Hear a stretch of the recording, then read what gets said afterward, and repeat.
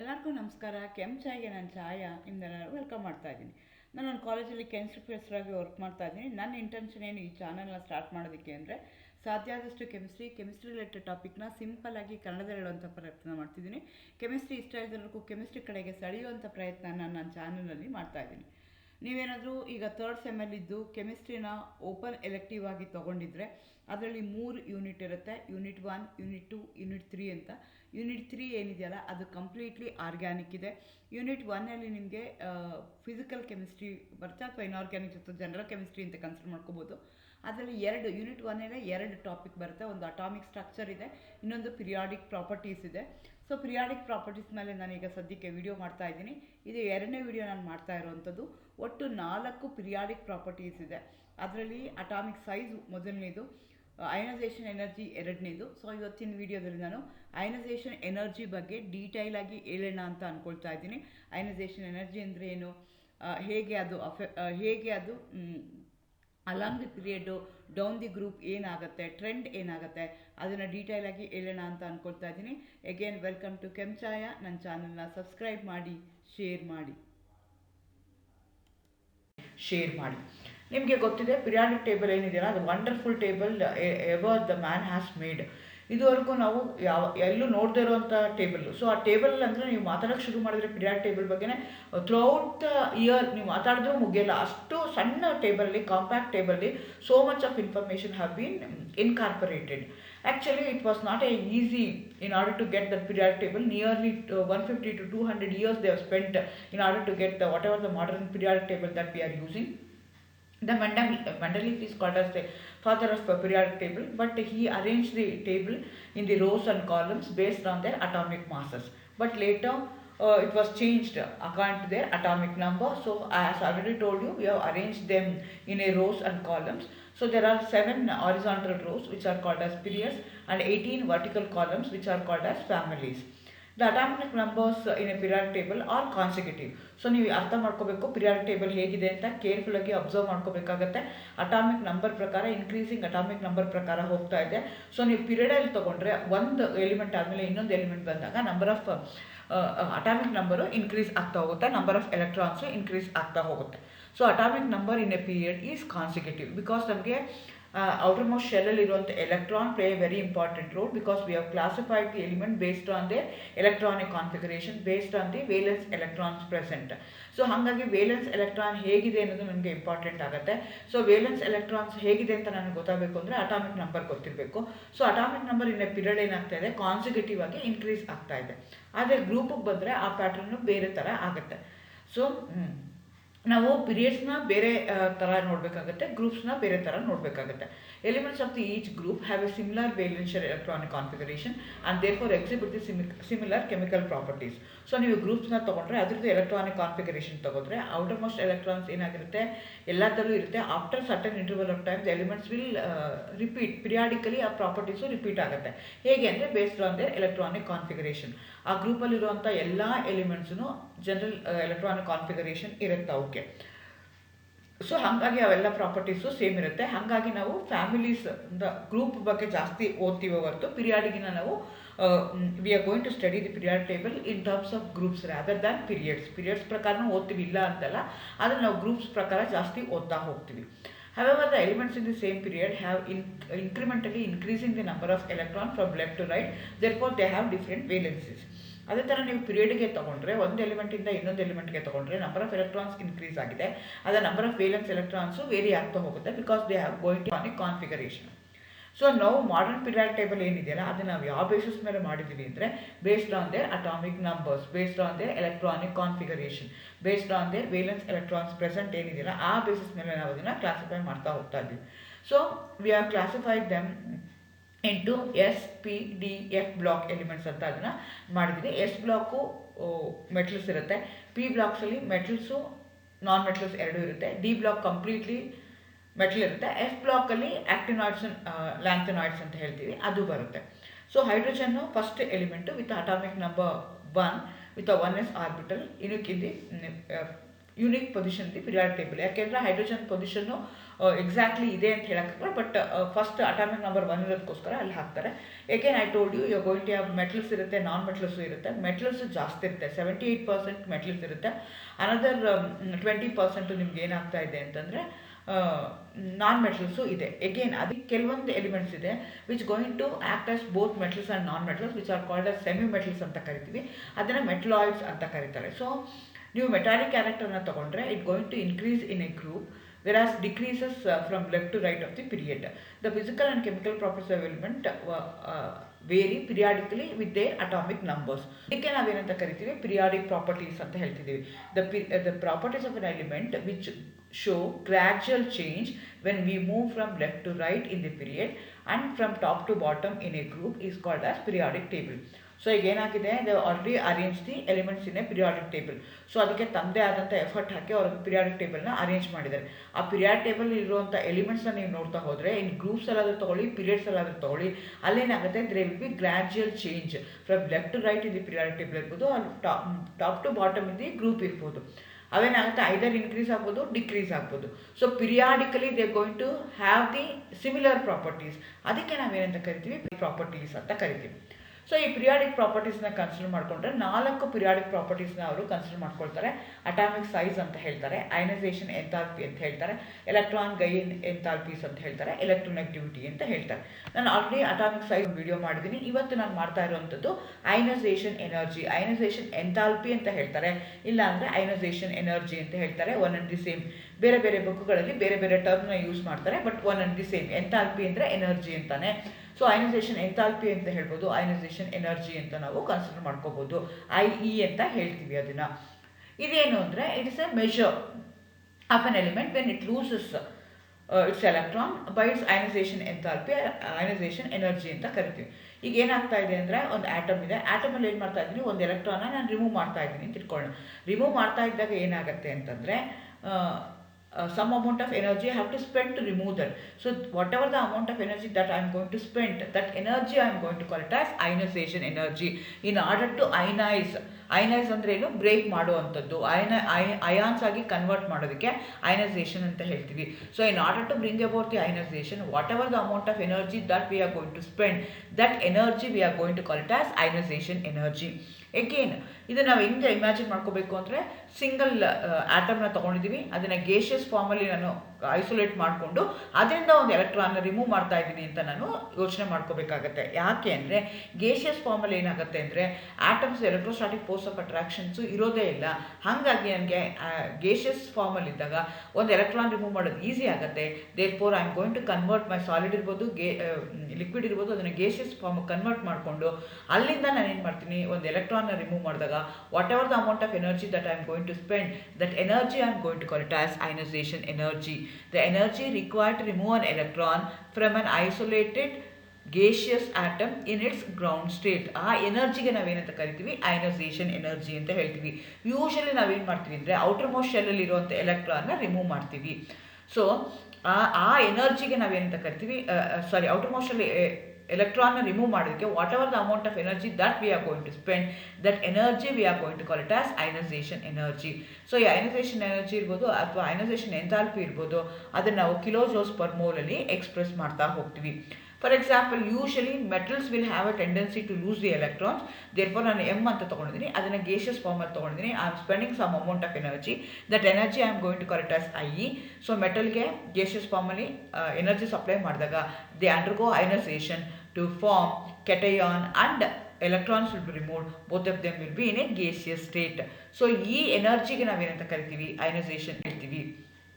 Again, so ಒಂದು ಎಲೆಕ್ಟ್ರಾನ್ನ remove ಮಾಡಿದ್ರೆ ಫಸ್ಟ್ ಅಯನೈಸೇಷನ್ ಎನರ್ಜಿ ಅಂತ ಹೇಳ್ತೀವಿ. ಎರಡು ಅಂದರೆ ಆಲ್ರೆಡಿ ಒಂದು ಎಲೆಕ್ಟ್ರಾನ್ ರಿಮೂವ್ ಮಾಡಿರೋದ್ರಿಂದ ಇನ್ನೊಂದು ಎಲೆಕ್ಟ್ರಾನ್ ರಿಮೂವ್ ಮಾಡಿದ್ರೆ ಅದಕ್ಕೆ ನಾವೇನಂತ ಕರಿತೀವಿ, ಸೆಕೆಂಡ್ ಎಲೆಕ್ಟ್ರಾನ್ ಎನರ್ಜಿ ಅಂತೀವಿ. ಅದೇ ಥರ ಥರ್ಡ್ ರಿಮೂವ್ನು ಮಾಡ್ಬೋದು ನಾವು. First are the initial ionisation energy, IE1 ಅಂತ ಹೇಳ್ತೀವಿ, of an atom. So energy required to remove 1 mole of an electron from 1 mole of isolated gaseous atom. Similarly, second ionization energy ಅಥವಾ IE2 of an ion is the energy required to remove 1 mole of an electron from 1 mole of isolated gaseous atom. ಎರಡೂ ಕೇಸಲ್ಲಿ ನಾವೇನು ಮಾಡ್ಕೋಬೇಕು, gaseous ಫಾರ್ಮಲ್ಲೇ ಇಟ್ಕೊಂಡಿರಬೇಕು. First ionisation energy ಏನಾಗಿರುತ್ತೆ, neutral ಮೆಟಲಿಂದ ಎಲೆಕ್ಟ್ರಾನ್ನ ರಿಮೂವ್ ಮಾಡಿ ಕೆಟಯಾನ್ ಮಾಡಬೇಕು ಅಂದರೆ whatever the amount of energy that you are going to spend, that I am going to call it as first ionisation energy. ಆ ಅಯಾನಿಂದ ಅಂದರೆ ಕೆಟಯಾನಿಂದ if you remove 1 more electron after spending energy, and that energy I am going to call it as second ionization. Similarly, you may have third and fourth ionization energy also. Okay, so ನನಗೆ ಏನು ಮಾಡ್ಕೋಬೇಕಾಗತ್ತೆ, ionisation energy across the period ಏನಾಗುತ್ತೆ, down the group ಏನಾಗುತ್ತೆ, I am going to think, ಅದ್ರ ಬಗ್ಗೆ ಯೋಚನೆ ಮಾಡ್ಕೊಳ್ತಾ ಹೋಗೋಣ. In general ionisation energy increases on moving from left to right in the period. So move ಆಗ್ತಾ ಇದ್ದಾಗ ಏನಾಗ್ತಾ ಹೋಗುತ್ತೆ, ಲೆಫ್ಟ್ ಟು ರೈಟ್ ಇಂದ ಮೂವ್ ಆದಾಗ ಅಯನೈಸೇಷನ್ ಎನರ್ಜಿ ಏನಾಗುತ್ತೆ, ಇನ್ಕ್ರೀಸ್ ಆಗುತ್ತೆ. This is due to increase in the effective nuclear charge, decrease in the atomic size. So ಈಗ ಏನಾಗ್ತಾ ಇದೆ, ಅಯನೈಸೇಷನ್ ಎನರ್ಜಿ ಅಂದ್ರೇನು, ಔಟರ್ ಮೋಷನ್ ಶೆಲ್ ಇರುವಂಥ ಎಲೆಕ್ಟ್ರಾನ್ ಅನ್ನು ರಿಮೂವ್ ಮಾಡಬೇಕಾದ್ರೆ whatever the amount of energy that we are going to spend. So how much it is attracted towards the nucleus, ಅದ್ರ ಮೇಲೆ depend ಆಗುತ್ತೆ. ಸೊ ನಿಮ್ಗೆ ಏನಾಗುತ್ತೆ ಅಂತಂದರೆ, as you go across the period ಏನಾಗ್ತಾ ಹೋಗುತ್ತೆ, ನಂಬರ್ ಆಫ್ ಎಲೆಕ್ಟ್ರಾನ್ಸ್ ಇನ್ಕ್ರೀಸ್ ಆಗ್ತಾ ಹೋಗುತ್ತೆ. ಆದರೆ ನಂಬರ್ ಆಫ್ ಎಲೆಕ್ಟ್ರಾನ್ಸ್ ಇನ್ಕ್ರೀಸ್ ಆದಂಗೆ ಎಫೆಕ್ಟಿವ್ ನ್ಯೂಕ್ಲಿಯರ್ ಚಾರ್ಜ್ ಏನಾಗ್ತಾ ಹೋಗುತ್ತೆ, ಇನ್ಕ್ರೀಸ್ ಆಗ್ತಾ ಹೋಗುತ್ತೆ. Because of that there will be decrease in atomic size. Atomic size ಚಿಕ್ಕದಾಯಿತು ಅಂತಂದರೆ ಅವಾಗ ಏನಾಗುತ್ತೆ ಅಂದರೆ, your atom the outermost electron is more associated with the nucleus. ಹಾಗಾಗಿ ಏನಾಗುತ್ತೆ, ಸೈಜ್ ಚಿಕ್ಕದಾಗಿತ್ತು, ಶ್ರಿಂಕ್ ಆಯಿತು ಅಂತಂದರೆ ನ್ಯೂಕ್ಲಿಯಸ್ಸು ಮತ್ತು ಔಟರ್ಮೋಸ್ಟ್ ಶೆಲ್ಲಲ್ಲಿರುವಂಥ ಎಲೆಕ್ಟ್ರಾನ್ಗೂ ಅವ್ರದ್ದು ಅಟ್ರಾಕ್ಷನ್ ಏನಾಗುತ್ತಲ್ಲ ಅದು ಏನಾಗುತ್ತೆ, ಜಾಸ್ತಿ ಆಗ್ತಾ ಹೋಗುತ್ತೆ. ಅದು ಜಾಸ್ತಿ ಆಗ್ತಾ ಹೋದಾಗ ನಿಮ್ಗೆ ಏನಾಗುತ್ತೆ ಅಂದರೆ, ಟು ರಿಮೂವ್ ದಟ್ ಔಟರ್ಮೋಸ್ಟ್ ಶೆಲ್ಲಲ್ಲಿರುವಂಥ ಎಲೆಕ್ಟ್ರಾನ್ನ ರಿಮೂವ್ ಮಾಡೋಕ್ಕೆ you are going to spend more amount of energy. Therefore ionisation energy in a period increases from left to right. ಮತ್ತೊಂದು ಸಲ ಹೇಳ್ತೀನಿ, ಈಗ ಪೀರಿಯಡ್ ಅಂತ ತೊಗೊಳ್ತೀರಾ, ಪೀರಿಯಡಲ್ಲಿ ಏನಾಗುತ್ತೆ, ಎಲಿಮೆಂಟ್ಸ್ ಇರುತ್ತೆ, ಅರೇಂಜ್ ಮಾಡಿದ್ದೀವಿ ಅದನ್ನು, ಒಂದು ಎಲಿಮೆಂಟ್ಗೂ ಇನ್ನೊಂದು ಎಲಿಮೆಂಟ್ಗೂ ಕನ್ಸಿಡರ್ ಮಾಡಿಕೊಂಡ್ರೆ ನಂಬರ್ ಆಫ್ ಎಲೆಕ್ಟ್ರಾನ್ಸ್ ಏನಾಗ್ತಾ ಹೋಗುತ್ತೆ, ಇನ್ಕ್ರೀಸ್ ಆಗ್ತಾ ಹೋಗುತ್ತೆ. ನಂಬರ್ ಆಫ್ ಎಲೆಕ್ಟ್ರಾನ್ಸ್ ಇನ್ಕ್ರೀಸ್ ಆಗುವಂಥದ್ದು ಎಲ್ಲಾಗುತ್ತೆ, it will go and attack in the, it will go and stay in the same ಸಬ್ಶೆಲಲ್ಲೇ ಇರುತ್ತೆ. ಸೇಮ್ ಸಬ್ಶೆಲಲ್ಲಿದ್ದಾಗ ಎಫೆಕ್ಟಿವ್ ನ್ಯೂಕ್ಲಿಯರ್ ಚಾರ್ಜ್ ಏನಾಗ್ತಾ ಹೋಗುತ್ತೆ, ಇನ್ಕ್ರೀಸ್ ಆಗುತ್ತೆ. ಎಫೆಕ್ಟಿವ್ ನ್ಯೂಕ್ಲಿಯರ್ ಚಾರ್ಜ್ ಇನ್ಕ್ರೀಸ್ ಆದಾಗ ಅಟಾಮಿಕ್ ಸೈಜ್ ಏನಾಗ್ತಾ ಹೋಗುತ್ತೆ, ಶ್ರಿಂಕ್ ಆಗುತ್ತೆ, ಕಡಿಮೆ ಆಗುತ್ತೆ, ಡಿಕ್ರೀಸ್ ಆಗುತ್ತೆ. ಅಟಾಮಿಕ್ ಸೈಜ್ ಡಿಕ್ರೀಸ್ ಆಯಿತು ಅಂತಂದರೆ ಅರ್ಥ ಏನು ಅಂದರೆ, your outermost electron and the nucleus they going to have a very strong force of attraction. ಅವೆರಡರ ಮಧ್ಯೆ ಇರುವಂಥ ಅಟ್ರಾಕ್ಷನ್ ಏನಾಗುತ್ತೆ, ಜಾಸ್ತಿ ಆಗುತ್ತೆ. Your nucleus will going to have a more hold on the outermost electron. ಅದಕ್ಕೆ ನಾವೇನಂತ ಕರಿತೀವಿ, decrease in atomic size ಆದರೆ ಅದು ಆಗುತ್ತೆ ಅಂತ ಹೇಳ್ತೀವಿ. ಅವಾಗ ಆಯಿತು ಅಂತಂದರೆ ನೀವು ಔಟರ್ ಮೋಸ್ಟ್ ಶೆಲ್ಲಲ್ಲಿರುವಂಥ ಎಲೆಕ್ಟ್ರಾನ್ನ ರಿಮೂವ್ ಮಾಡಬೇಕು ಅಂತಂದರೆ you are going to, because ಅದೇನಾಗುತ್ತೆ, it is under the control of the nucleus. ಅದನ್ನು ನೀವು ಕಂಟ್ರೋಲ್ ಆಫ್ ದಿ ನ್ಯೂಕ್ಲಿಯಸ್ಸಿಂದ ಹೊರಗಡೆ ತೆಗಿಬೇಕು ಅಂದರೆ you are going to spend more amount of energy.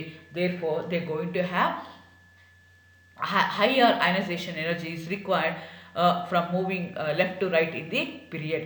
As a result of the increased nuclear charge simultaneously decrease in the atomic size, the valence electrons are more and more tightly held by the nucleus. Therefore, more and more energy is needed to remove the electron. Hence, the ionization energy keeps on increases from left to right in the.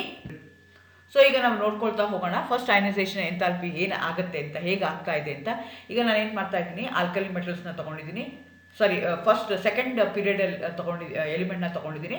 So ನಾನು ionisation energy versus atomic ನಂಬರ್ನ plot ಮಾಡಿದಾಗ ಏನಾಗ್ತಾ ಇದೆ ಅಂದರೆ, ಕೇರ್ಫುಲ್ಲಾಗಿ observe ಮಾಡ್ಕೊಳ್ತಾ ಹೋಗಿ. Ionisation energy ಏನಾಗ್ತಾ ಇದೆ, ಇನ್ಕ್ರೀಸ್ ಆಗ್ತಾ ಇದೆ. ಲಿಥಿಯಮ್ಗೆ 520 ಕಿಲೋಜೌಲ್ಸ್ ಪರ್ ಮೋಲ್ ಇದ್ದರೆ ಬೆರ್ಲಿಯಮ್ಗೆ 899 ಇದೆ, ನೈಟ್ರೋಜನ್ಗೆ 1420 ಇದೆ, ಅದೇ ಥರ ಫ್ಲೋರಿನ್ಗೆ 1681 ಇದೆ, ನಿಯಾನಿಗೆ ತೊಗೊಂಡ್ರೆ 2080 ಆಗ್ತಾ ಇದೆ.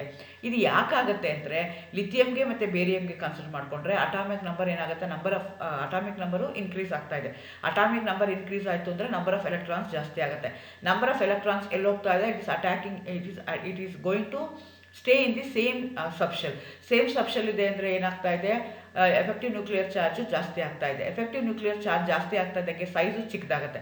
ಸೈಜು ಚಿಕ್ಕದಾಗ್ತಾ ಇದ್ದಂಗೆ ಏನಾಗುತ್ತೆ, it going to have more control, it will under the outermost electron will be under the control of under the control of the nucleus. Therefore we have to spend more amount of energy in order to remove.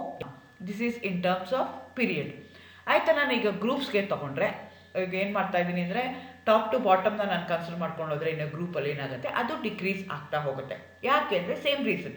ಇಲ್ಲೇನಾಗ್ತಾ ಇದೆ, ನೀವು ಕೆಳಗಡೆ ತೊಗೊಂಡ್ಬಂದರೆ ನಮ್ಮ atomic number ಏನಾಗ್ತಾ ಇದೆ, ಜಾಸ್ತಿ ಆಗ್ತಾ ಇದೆ. Atomic number ಜಾಸ್ತಿ ಆದಂಗೆ ಏನಾಗ್ತಾ ಹೋಗುತ್ತೆ, ಎಫೆಕ್ಟಿವ್ ನ್ಯೂಕ್ಲಿಯರ್ ಚಾರ್ಜನು ಜಾಸ್ತಿ ಆಗ್ತಾ ಹೋಗುತ್ತೆ. ಆದರೆ ಅಟಾಮಿಕ್ ಸೈಜು ಏನಾಗ್ತಾ ಹೋಗುತ್ತೆ, ಇನ್ಕ್ರೀಸ್ ಆಗ್ತಾ ಹೋಗುತ್ತೆ. ಯಾಕೆಂದರೆ ಡೌನ್ ದಿ ಪೀರಿಯಡ್ ಏನಾಗ್ತಾ ಇದೆ ಅಂದರೆ, it is not the extra electron in there, it's not attack in this, it is not going to attack in the same subshell. ಅದು ಸೇಮ್ ಸಬ್ಶೆಲಲ್ಲೇ ಇಲ್ಲ, ಅದು ಬೇರೆ ಬೇರೆ ಸಬ್ಶೆಲ್ಗಳಿಗೆ ಹೋಗ್ತಾ ಇದೆ. ಸೊ ಇಲ್ಲೇನಾಗ್ತಿತ್ತು ಅಂತಂದರೆ, ಪೀರಿಯಡಲ್ಲಿ ತೊಗೊಂಡ್ರೆ ಸೇಮ್ ಸಬ್ಶೆಲ್ಗೆ ಹೋಗಿ ಅಟ್ಯಾಕ್ ಆಗ್ತಿತ್ತು ಎಕ್ಸ್ಟ್ರಾ ಎಲೆಕ್ಟ್ರಾನು. ಆದರೆ ಕೆಳಗಡೆ ತೊಗೊಂಡ್ರೆ ಏನಾಗುತ್ತೆ, ನಂಬರ್ ಆಫ್ ಆರ್ಬಿಟಲ್ಸ್ ಏನಾಗ್ತಾ ಇದೆ, ಜಾಸ್ತಿ ಆಗ್ತಾ ಇದೆ. ನಂಬರ್ ಆಫ್ ಆರ್ಬಿಟಲ್ಸ್ ಜಾಸ್ತಿ ಆದಾಗ ಅಟಾಮಿಕ್ ಸೈಜ್ ಏನಾಗುತ್ತೆ, ಜಾಸ್ತಿ ಆಗುತ್ತೆ. ಅಟಾಮಿಕ್ ಸೈಜ್ ಜಾಸ್ತಿ ಆದಾಗ ಏನಾಗುತ್ತೆ ಅಂದರೆ, ಶೀಲ್ಡಿಂಗ್ ಎಫೆಕ್ಟ್ ಏನಾಗ್ತಾ ಹೋಗುತ್ತೆ ಅಂತಂದರೆ ಇನ್ಕ್ರೀಸ್ ಆಗ್ತಾ ಹೋಗುತ್ತೆ. ಶೀಲ್ಡಿಂಗ್ ಎಫೆಕ್ಟ್ ಅಂತ ಹೇಳ್ತೀವಿ ಅಥವಾ ಸ್ಕ್ರೀನಿಂಗ್ ಎಫೆಕ್ಟ್ ಅಂತ ಹೇಳ್ತೀವಿ. ಅದು ಏನು ಅಂತಂದರೆ, ನಿಮಗೆ ಈಗ ಎಲೆಕ್ಟ್ರಾನ್ ಇದೆ, ನ್ಯೂಕ್ಲಿಯಸ್ ಇದೆ. Nucleus under electrons will be under the control of the nucleus. Imagine ಮಾಡ್ಕೊಳ್ಳಿ, ಮಧ್ಯದಲ್ಲಿ ನ್ಯೂಕ್ಲಿಯಸ್ ಇದೆ. ಆ ನ್ಯೂಕ್ಲಿಯಸ್ಸು ಮತ್ತು ಪಾಸಿಟಿವ್ಲಿ ಚಾರ್ಜ್ ಎಲೆಕ್ಟ್ರಾನು ಅವೆರಡು they will B in attraction with one another. So ನಿಮ್ಮದು ನ್ಯೂಕ್ಲಿಯಸ್ ಜೊತೆಗೆ ಎಲೆಕ್ಟ್ರಾನ್ಸು ಸ್ಟ್ರಾಂಗ್ ಆಗಿ ಹಡೆಲ್ಡ್ ಆದಾಗ ಅವಾಗ ಏನಾಗುತ್ತೆ ಅಂದರೆ ಸೈಜು ಚಿಕ್ಕದಾಗುತ್ತೆ. ಸೈಜು ಚಿಕ್ಕದಾದಾಗ ಎಲೆಕ್ಟ್ರಾನ್ಸ್ನ ರಿಮೂವ್ ಮಾಡೋದು ಕಷ್ಟ ಆಗುತ್ತೆ.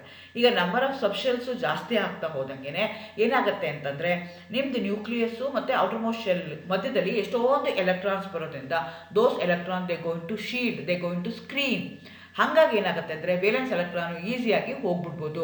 Because of that we are going to spend very little amount of energy in order to remove the electron. Therefore ionisation energy decreases. ನೆನ್ಪಿಟ್ಕೋಬೇಕು, ಅಯನೈಸೇಷನ್ ಎನರ್ಜಿ ನಾವು ಸ್ಪೆಂಡ್ ಮಾಡ್ತಾ ಇರುವಂಥ ಎನರ್ಜಿ. ಡೌನ್ ದಿ ಗ್ರೂಪ್ ಹೋದಾಗ ಅದು ನಾವು spend ಮಾಡೋದು ಕಷ್ಟ ಆಗುತ್ತೆ. ನಮಗೆ ಅನಾಲಜಿ ಕೊಡಬೇಕು ಅಂತಂದರೆ, ಇದನ್ನು ಸಿಂಪಲಾಗಿ ಶೀಲ್ಡಿಂಗ್ ಎಫೆಕ್ಟ್ ಅಥವಾ ಸ್ಕ್ರೀನಿಂಗ್ ಎಫೆಕ್ಟ್ ನಿಮ್ಗೆ ಅರ್ಥ ಆಗಬೇಕು ಅಂತಂದರೆ, ಈಗ ಕ್ಲಾಸಲ್ಲಿ ಟೀಚರ್ ಇದ್ದಾರೆ ಅಂತ ಇಟ್ಕೊಳ್ಳೋಣ. ಟೀಚರ್ನ ನ್ಯೂಕ್ಲಿಯಸ್ ಅಂತ ಇಟ್ಕೊಳ್ಳೋಣ. ಕ್ಲಾಸಲ್ಲಿರೋ ಎಲ್ಲ ಸ್ಟೂಡೆಂಟ್ಸು ನಾವು ಎಲೆಕ್ಟ್ರಾನ್ಸ್ ಅಂತ ತಿಳ್ಕೊಳ್ಳೋಣ. ನೀವು ಬರೀ 10 ಜನ ಹುಡುಗರಿದ್ರಿ ಅಂತ ಇಟ್ಕೊಳ್ಳೋಣ. ಒಬ್ಬರು ಟೀಚರ್ ಇದ್ದಾರೆ, 10 ಜನ ಹುಡುಗರಿದ್ದಾರೆ ಅಂತ ಇಟ್ಕೊಳ್ಳೋಣ. ಆವಾಗ ಟೀಚರು ಏನು ಮಾಡ್ತಾ ಇದ್ದಾರೆ, ಈ can easily control all 10 students. ಆ 10 ಸ್ಟೂಡೆಂಟ್ಸ್ ಏನು ಮಾಡ್ತಾ ಇದ್ದಾರೆ, ನಾನು ಹೇಳೋದು ಕೇಳಿಸ್ತಾ ಇದೆಯಾ, ಪಾಠ ಮಾಡ್ತಾ ಇದೆಯಾ, ಬರ್ಕೊಳ್ತಾ ಇದ್ದಾರಾ, ಅರ್ಥ ಆಗ್ತಿದೆಯಾ ಅವ್ರಿಗೆ, ಅವ್ರು ಏನು ಮಾಡ್ತಾ ಇದ್ದಾರೆ, ವಿಲ್ ಕಮ್ ಟು ನೋ. ಎಷ್ಟು ಜನ ಇದ್ದಾಗ, ಬರೀ 10 ಜನ ಇದ್ದಾಗ. As the number of electrons increases, number of subshells increase ಆದಾಗ, ನಂಬರ್ ಆಫ್ ಬೆಂಚಸ್ ಜಾಸ್ತಿ ಆದಾಗ, ಅಲ್ಲಿ ಜನಗಳು ಜಾಸ್ತಿ ಕೂತಿದ್ದಾಗ the one teacher cannot see how each and every student is doing. 12 ಜನ ಆದರು, 15 ಜನ ಆದರು, 20 ಜನ ಆದರು ಅಂತಂದರೆ ನಿಮ್ದು ಏನಾಗ್ತಾ ಹೋಗುತ್ತೆ ಅಂದರೆ, ಆ teacher doesn't have A control. ಈಗ ಹೆಂಗೆ 10 ಜನಕ್ಕಿದ್ದಾಗ ಯಾವ ರೀತಿ ಕಂಟ್ರೋಲ್ ಇತ್ತು, ಆ ಕಂಟ್ರೋಲ್ ಇರಲ್ಲ. ಕಂಟ್ರೋಲ್ ಇರುತ್ತೆ, ಬಟ್ ಆ ಕಂಟ್ರೋಲ್ ಇರಲ್ಲ. ಸೊ ಅವಾಗ ಏನಾಗುತ್ತೆ ಅಂದರೆ, ಸ್ವಲ್ಪ ಉದ್ದಕ್ಕಿರೋರು, ಎತ್ತರಕ್ಕಿರೋರು ಯಾರಾದರೂ ಕೂತ್ಕೊಂಡ್ರೆ ಮುಂದಗಡೆ ಹಿಂದಗಡೆ ಇದ್ದವರು, ಅವ್ರ ಹಿಂದೆ ಕೂತಿರೋರು ಅವ್ರು ಮೊಬೈಲಲ್ಲಿ ಮಾಡ್ತಾ ಇದ್ದಾರಾ, ಬರ್ಕೊಳ್ತಾ ಇದ್ದಾರಾ ಇಲ್ವಾ ಅಂತ ಟೀಚರ್ ನೋಡೋಕ್ಕಾಗಲ್ಲ. ಸೊ ಆ ಎಫೆಕ್ಟ್ಗೆ ಅವಾಗ ಏನಾಗುತ್ತೆ, ಹಿಂದಗಡೆ ಕೂತಿದ್ದವರು ಅಥವಾ ನಂಬರ್ ಜಾಸ್ತಿ ಇದ್ದಾಗ ಕಳ್ತನ ಮಾಡುವಂಥದ್ದು ಅಥವಾ ತಪ್ಪಿಸ್ಕೊಂಡು ಹೋಗುವಂಥವ್ರು ಜಾಸ್ತಿ ಆಗ್ತಾರೆ. ಅಂದರೆ ಟೀಚರ್ ಏನು ಮಾಡ್ತಾ ಇದ್ದಾರೆ ಆ ಆ್ಯಕ್ಟಿವಿಟಿಯಿಂದ ತಪ್ಪಿಸ್ಕೊಳ್ಳೋವಂಥವ್ರು ಜಾಸ್ತಿ ಜನ ಇರ್ತಾರೆ. ಆ ಥರ ಎಫೆಕ್ಟ್ಗೆ ನಾವೇನಂತ ಕರಿತೀವಿ, ಶೀಲ್ಡಿಂಗ್ ಎಫೆಕ್ಟ್ ಅಂತ ಕರಿತೀವಿ. So your friend will going to shield your activity. So ಮುಂದೆ ಕೂತಿರೋಂಥವ್ರು ಏನು ಮಾಡ್ತಾರೆ, ಶೀಲ್ಡ್ ಮಾಡ್ತಾರೆ. ಅದೇ ಥರ ನಂಬರ್ ಆಫ್ ಆರ್ಬಿಟಲ್ಸಲ್ಲಿ ಏನಾಗಿರುತ್ತೆ, ಇನ್ನರ್ ಆರ್ಬಿಟಲ್ಸ್ ಇರುವಂಥ ಎಲೆಕ್ಟ್ರಾನ್ಸ್ ಏನು ಮಾಡುತ್ತೆ, they going to shield the outermost electron from the nucleus. ಅವಾಗ ಏನಾಗುತ್ತೆ, ಎಲೆಕ್ಟ್ರಾನ್ಸ್ ಈಸಿಯಾಗಿ ಹೊರಗಡೆ ಹೋಗ್ಬಿಡುತ್ತೆ. ಸೊ ಆ ಎಫೆಕ್ಟ್ಗೆ ನಾವೇನಂತ ಕರಿತೀವಿ, ಶೀಲ್ಡಿಂಗ್ ಎಫೆಕ್ಟ್ ಅಂತ ಕರಿತೀವಿ. ಸೊ ಸೈಜ್ ಜಾಸ್ತಿ ಆಗ್ತಾ ಹೋದಂಗೆ ಶೀಲ್ಡಿಂಗ್ ಎಫೆಕ್ಟ್ ಏನಾಗ್ತಾ ಹೋಗುತ್ತೆ, ಇನ್ಕ್ರೀಸ್ ಆಗ್ತಾ ಹೋಗುತ್ತೆ. ಶೀಲ್ಡಿಂಗ್ ಎಫೆಕ್ಟ್ ಇನ್ಕ್ರೀಸ್ ಆಯಿತು ಅಂತಂದರೆ ಆ ಎಲೆಕ್ಟ್ರಾನು ಈಸಿಯಾಗಿ ಹೊರಗಡೆ ಹೋಗ್ಬಿಡ್ಬೋದು.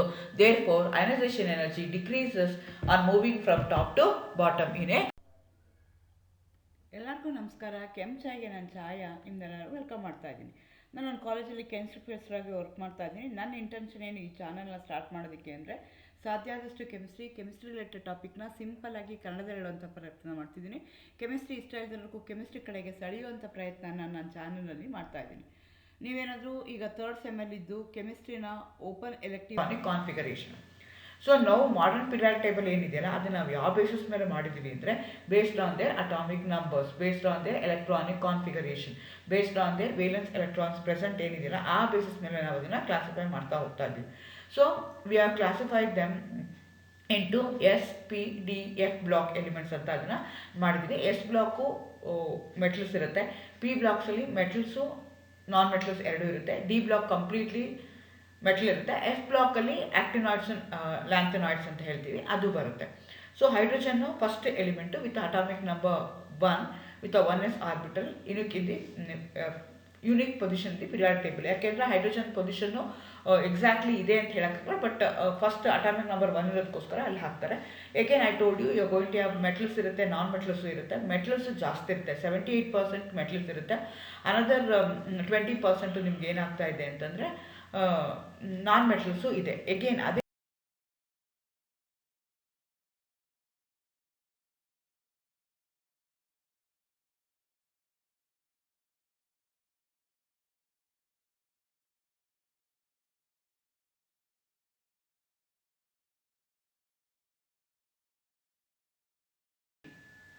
ಸೊ ಸಿಮಿಲರ್ಲಿ ನೀವೇನು ಮಾಡ್ಕೋಬೋದು ಅಂತಂದರೆ ಆದರೆ ಕೆಲವೊಂದು ಇಲ್ಲೂ ಎಕ್ಸೆಪ್ಷನ್ಸ್ ಇದೆ.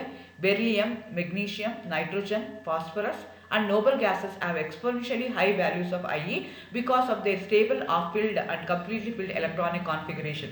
Again, it depends upon the electronic configuration. So beryllium ಇರ್ಬೋದು, ಮೆಗ್ನೀಷಿಯಂ ಇರ್ಬೋದು, ನೈಟ್ರೋಜನ್ ಇರ್ಬೋದು, ಫಾಸ್ಫರಸ್ ಇರ್ಬೋದು, ನೋಬಲ್ ಗ್ಯಾಸಸ್ಗೆಲ್ಲನೂ ಏನಾಗುತ್ತೆ, ಹೈ ವ್ಯಾಲ್ಯೂಸ್ ಇರುತ್ತೆ. ಯಾಕೆ ಅಂದರೆ ಆಫ್ ಫಿಲ್ಡ್ ಆಯಿತು ಅಥವಾ ಕಂಪ್ಲೀಟ್ಲಿ ಫಿಲ್ಡ್ ಆಯಿತು ಅಂದರೆ ಅವಾಗ ಅವು ಸ್ಟೇಬಲ್ ಆಗ್ತವೆ. ಸ್ಟೇಬಲ್ ಆಗಿರುವಂಥ ಆಟಮಿಂದ ಎಲೆಕ್ಟ್ರಾನ್ನ ರಿಮೂವ್ ಮಾಡೋವಂಥದ್ದು ಕಷ್ಟ ಆಗುತ್ತೆ. I am going to spend more amount of energy. Okay, so ನಾನು ಫಸ್ಟ್ ಹೇಳಿದೆ ಈಗ ನಿಮಗೆ ಯಾವ ಥರ ಅಯನೈಸೇಷನ್ ಎನರ್ಜಿ ಇರುತ್ತೆ ಅಂದರೆ first ionisation energy, second ionisation energy ಅಂತ ಹೇಳ್ತಿರ್ತೀವಿ. ಓಕೆ, ನಾವೀಗ ಆ first ionisation energy, second ionization ಎನರ್ಜಿನ ಕಂಪೇರ್ ಮಾಡ್ಕೊಳಕ್ಕೆ ಹೋದರೆ energy is always required to remove an electron from an atom, hence ionization enthalpy are always positive. So ನಾನು ಮುಂಚೆನೇ ಹೇಳ್ದಂಗೆ ಈಗ ಮೆಗ್ನೀಷಿಯಮ್ ಇದೆ. ಮೆಗ್ನೀಷಿಯಮಲ್ಲಿ ಏನಾಗುತ್ತೆ, 2 electron it can easily lose. So ಆದರೆ ಮೆಗ್ನೀಷಿಯಮ್ಗೆ ನಾನೇನು ಮಾಡ್ತಾ ಇದ್ದೀನಿ, ಒಂದು ಎಲೆಕ್ಟ್ರಾನ್ನ ರಿಮೂವ್ ಮಾಡಿದ್ದೀನಿ ಅಂತ ಇಟ್ಕೊಳ್ಳೋಣ. ಅವಾಗ ಅದೇನಾಗುತ್ತೆ Mg+. ಅವಾಗ ಏನು ಅಮೌಂಟ್ ಆಫ್ ಎನರ್ಜಿ ನಾನು ಸಪ್ಲೈ ಮಾಡ್ತೀನಲ್ಲ ಅದು ಏನು ಮಾಡ್ತಾ ಇದ್ದೀನಿ, ಸ್ಟೇಬಲಿಂದ ಏನು ಮಾಡ್ತಾ ಇದ್ದೀನಿ, ನಾನು ಅನ್ಸ್ಟೇಬಲ್ ಫಾರ್ಮ್ಗೆ ಕನ್ವರ್ಟ್ ಮಾಡ್ಕೊಳ್ತಾ ಇದ್ದೀನಿ. ಅಂದರೆ ನ್ಯೂಟ್ರಲ್ ಮಾಲಿಕ್ಯೂಲಿಂದ ಅಯಾನಿಕ್ ಫಾರ್ಮ್ಗೆ ತಗೊಳ್ತಾ ಇದ್ದೀನಿ. ನಿಮ್ಗೆ ಗೊತ್ತು ionic forms are always highly unstable. So ಆ ಅನ್ಸ್ಟೇಬಲಿಂದ ಏನು ಮಾಡ್ತಾ ಇದ್ದೀನಿ, again I am removing 1 more electron by spending amount of energy. So ಅವಾಗ ಏನಾಗುತ್ತೆ ಅಂದರೆ always have to spend more amount of energy. Second ionisation energy will be always higher than that of the first ionisation energy. So ಅಲ್ಲಿ ಏನಾಗಿರುತ್ತೆ, stable ಆಗಿರೋದನ್ನ unstable ಆಗಿದೆ. ಇಲ್ಲ unstable ಆಗಿರೋದನ್ನ ಏನು ಮಾಡ್ತಾ ಇದ್ದೀರಾ, ಮಚ್ ಮೋರ್ ಅನ್ಸ್ಟೇಬಲ್ ಆಗಿ ನೀವು ಕನ್ವರ್ಟ್ ಮಾಡ್ಕೊಳ್ತಾ ಇದ್ದೀರಾ. ಅದೇ ರೀತಿ ಸೆಕೆಂಡ್ ಅಯನೈಸೇಷನ್ ಎನರ್ಜಿ ಇರ್ಬೋದು, ಥರ್ಡ್ ಅಯನೈಸೇಷನ್ ಎನರ್ಜಿ ಇರ್ಬೋದು ಬೇಕಾಗತ್ತೆ. ನೀವು ಮತ್ತೆ ಇನ್ನೂ ಸ್ವಲ್ಪ ಎನರ್ಜಿಗಳನ್ನ ನೀವು ಸ್ಪೆಂಡ್ ಮಾಡಬೇಕಾಗತ್ತೆ. ಸೊ ಈ ಥರ ಕ್ವಶನ್ಸ್ ಕೇಳ್ತಾರೆ ನಿಮಗೆ ಕಾಂಪಿಟೇಟಿವ್ ಎಕ್ಸಾಮ್ಸಲ್ಲಿ. First ionization enthalpy of values of the third period of element sodium, magnesium, silicon are respectively 496, 734, 786 kilojoules per mole. Predict first ionization value of aluminum will be more close to 575 or 760 kilojoules per mole. Justify your answer ಅಂತ ಹೇಳ್ತಾರೆ. JEE-ನಲ್ಲಿ ಅಥವಾ ನಿಮಗೆ IIT jam ಎಕ್ಸಾಮ್ಗಳಲ್ಲಿ ಈ ಥರ questions ಕೇಳ್ತಾರೆ. ನೀವು ಇದೆಲ್ಲ ಓದೇ ಇಲ್ವಲ್ಲ, ನಮ್ಗೆ ಗೊತ್ತೇ ಇಲ್ವಲ್ಲ ಅನಿಸ್ತಿರುತ್ತೆ, but it is related to that. ಇಲ್ಲೇನಾಗ್ತಾ ಇದೆ, ಈಗ ಅವ್ರ ವ್ಯಾಲ್ಯೂ ಅದಕ್ಕೆ ಏನಾಗಿದೆ, 575 ಬರುತ್ತಾ 760 ಬರುತ್ತಾ ಅಂತ ಅವ್ರು ಕೇಳ್ತಾ ಇದ್ದಾರೆ. ಈಗ ಅಲ್ಯೂಮಿನಿಯಮು ಮತ್ತು ಮೆಗ್ನೀಷಿಯಮ್ನ ಕಂಪೇರ್ ಮಾಡಿಕೊಂಡ್ರೆ ಎಫೆಕ್ಟಿವ್ ನ್ಯೂಕ್ಲಿಯರ್ ಶೀಲ್ಡ್ ಅದನ್ನು ನೀವು ಕನ್ಸಿಡರ್ ಮಾಡ್ಕೋಬೇಕಾಗತ್ತೆ. 3Pದು ಮತ್ತು 3Sದು ಕನ್ಸಿಡರ್ ಮಾಡ್ಕೋಬೇಕಾಗತ್ತೆ. 3Pಗೆ ಯಾವಾಗೂ ಏನಾಗಿರುತ್ತೆ, ಎಫೆಕ್ಟಿವ್ ನ್ಯೂಕ್ಲಿಯರ್ ಚಾರ್ಜು ಜಾಸ್ತಿ ಇರುತ್ತೆ ದ್ಯಾನ್ ದಟ್ ಆಫ್ 3S. ಹಾಗಾಗಿ it will be more towards the close. ಈಗ ಅಲ್ಯೂಮಿನಿಯಂ ಕೇಳ್ತಾ ಇದ್ದಾರೆ, ಆಲ್ಮೋಸ್ಟ್ ಎಲ್ಲಿ ಬರ್ತಾ ಇದೆ ಅಂತ ನೋಡಿಕೊಂಡು ನೀವು 575 kilojoules per mole ಬರುತ್ತೆ ಅಂತ ನೀವು ಹೇಳ್ತೀರಾ. All the best, thank you.